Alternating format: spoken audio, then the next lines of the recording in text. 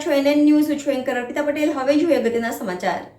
ઝઘડિયા તાલુકાના મુલતથી નાના સાજા ફાટક રોડ પર અકસ્માતોની વણઝાર યથાવત રહેવા પામી છે.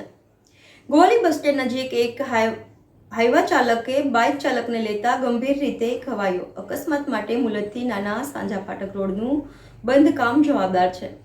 ઝઘડિયા તાલુકાના પાણેલા ભાલોદ વિસ્તારમાંથી આડેધડ ઓવરલોડ રેતી વહન તથા રાજપારડી વિસ્તારમાંથી પણેથા ભાલોદ વિસ્તારમાં આડેધડ ઓવરલોડ રેતી વહન તથા રાજપારડી વિસ્તારમાંથી સિલિકા તેમજ અન્ય ખનિજોનું વાહન બેરોકટોક થાય છે અને જેના કારણે મોટાભાગે અકસ્માતો ઝઘડિયા પંથકમાં સર્જાઈ રહ્યા છે.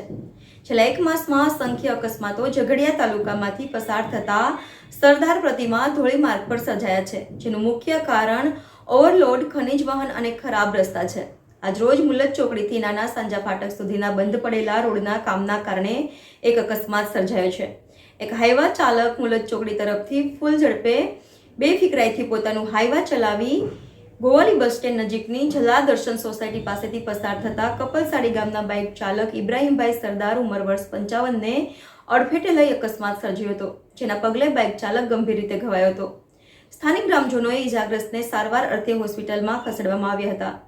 બંધ પડેલા રોડના કામ બાબતે ઇજારદારને વાત કરતા તેણે ઉદ્ધતાઈથી વાત કરી જણાવ્યું હતું કે તમારે જે વાત કરવી હોય તે ડિપાર્ટમેન્ટમાં કરો. વર્તમાન સરકારમાં અધિકારીઓ તો ઠીક, ઇજારદારો પણ તાનાશાહી પર ઉતરી આવ્યા છે. Reporter Abdul rub Khatri, NN news, Umalla. દર્શક મિત્રો, તમારી આસપાસ બની રહેલી અવનવી ઘટનાઓ વિશે જાણવા માટે NN ન્યૂઝને લાઇક કરો, શેર કરો, સબસ્ક્રાઇબ કરો અને બેલ આઇકન પ્રેસ કરો, જેથી આપને નોટિફિકેશન્સ મળતી રહે.